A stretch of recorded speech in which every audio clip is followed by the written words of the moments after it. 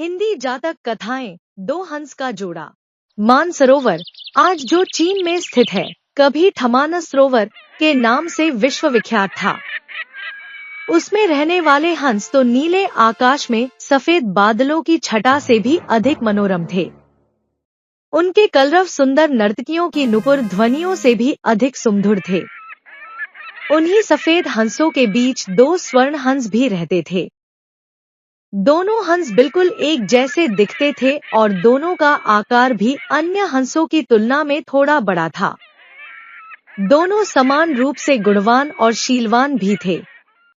फर्क था तो बस इतना कि उनमें एक राजा था और दूसरा उसका वफादार सेनापति। राजा का नाम धृतराष्ट्र था और सेनापति का नाम सुमुख। दोनों हंसों की चर्चा देवों, नागों, यक्षों और विद्याधर ललनाओं के बीच अक्सर हुआ करती थी। कालांतर में मनुष्य योनि के लोगों को भी उनके गुण सौंदर्य का ज्ञान होने लगा। वाराणसी नरेश ने जब उनके विषय में सुना तो उसके मन में उन हंसों को पाने की प्रबल इच्छा जागृत हुई।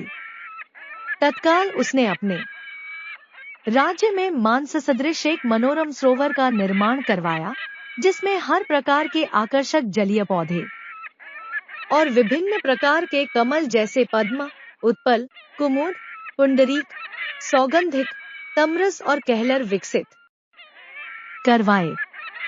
मत्स्य और जलीय पक्षियों की सुंदर प्रजातियां भी वहां बसाई गई। साथ ही राजा ने वहां बसने वाले सभी पक्षियों की पूर्ण सुरक्षा की भी घोषणा करवाई, जिससे दूर दूर से आने वाले पंछी स्वच्छंद भाव से वहां विचरण करने लगे। एक बार वर्षा काल के बाद जब हेमंत ऋतु प्रारंभ हुआ और आसमान का रंग बिल्कुल नीला होने लगा, तब मानस के दो हंस वाराणसी के ऊपर से उड़ते हुए जा रहे थे। तभी उनकी दृष्टि राजा द्वारा निर्मित सरोवर पर पड़ी। सरोवर की सुंदरता और उसमें तैरते रमणीक पक्षियों की स्वच्छंदता उन्हें सहज ही आकर्षित कर गई। तत्काल वे नीचे उतर आए और महीनों तक वहां की सुरक्षा, सुंदरता और स्वच्छंदता का आनंद लेते रहे। अंततोगत्वा वर्षा ऋतु के प्रारंभ होने से पूर्व वे फिर मानस को प्रस्थान कर गए। मानस पहुंचकर उन्होंने अपने साथियों के बीच वाराणसी के कृत्रिम सरोवर की इतनी प्रशंसा की कि सारे के सारे हंस वर्षा के बाद वाराणसी जाने को तत्पर हो उठे। हंसों के राजा युधिष्ठिर और उसके सेनापति सुमुख ने अन्य हंसों की इस योजना को समुचित नहीं माना।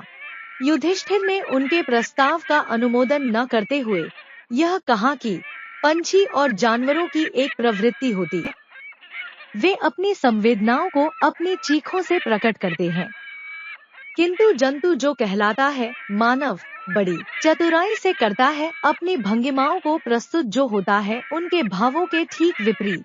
फिर भी कुछ दिनों के बाद हंसराज को हंसों की जिद के आगे झुकना पड़ा और वह वर्षा ऋतु के बाद मानव के समस्त हंसों के साथ वाराणसी को प्रस्थान कर गया। जब मानस के हंसों का आगमन वाराणसी के सरोवर में हुआ और राजा को इसकी सूचना मिली तो उसने अपने एक निषाद को उन दो विशिष्ट हंसों को पकड़ने के लिए नियुक्त किया। एक दिन युधिष्ठिर जब सरोवर की तट पर स्वच्छंद भ्रमण कर रहा था, तभी उसके पैर निषाद द्वारा बिछाए गए जाल पर पड़े।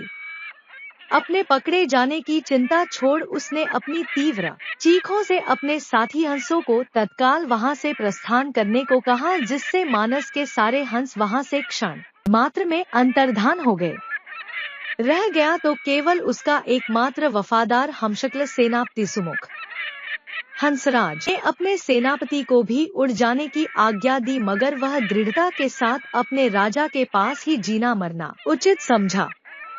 निषाद जब उन हंसों के करीब पहुंचा तो वह आश्चर्यचकित रह गया, क्योंकि पकड़ा तो उसने एक ही हंस था, फिर भी दूसरा उसके सामने निर्भीक खड़ा था। निषाद ने जब दूसरे हंस से इसका कारण पूछा तो वह और भी चकित हो गया, क्योंकि दूसरे हंस ने उसे यह बताया कि उसके जीवन से बढ़कर उसकी वफादारी और स्वामी भक्ति है। एक पक्षी के मुख से ऐसी बात सुनकर निषाद का हृदय परिवर्तन हो गया। वह एक मानव था, किंतु मानव धर्म के लिए वफादार नहीं था। उसने हिंसा का मार्ग अपनाया था और प्राणातिपात से अपना जीवन निर्वाह करता था। शीघ्र ही उस निषाद ने अपनी जागृत मानवता के प्रभाव में आकर दोनों ही हंसों को मुक्त कर दिया। दोनों हंस कोई साधारण हंस तो थे नहीं। उन्होंने अपनी दूरदृष्टि से यह जान लिया था कि वह निषाद निस्संदेह राजा के कोप का भागी बनेगा। अगर निषाद ने उनकी जान बचाई थी तो उन्हें भी निषाद की जान बचानी थी। अतः तत्काल वे निषाद के कंधे पर सवार हो गए और उसे राजा के पास चलने को कहा। निषाद के कंधों पर सवार जब वे दोनों हंस राज दरबार पहुँचे तो समस्त दरबारी गण चकित हो गए। जिन हंसों को पकड़ने के लिए राजा ने इतना प्रयत्न किया था वे स्वयं ही उसके पास आ गए थे। विस्मित राजा ने जब उनकी कहानी सुनी तो उसने तत्काल ही निषाद को राजदंड से मुक्त कर पुरस्कृत किया।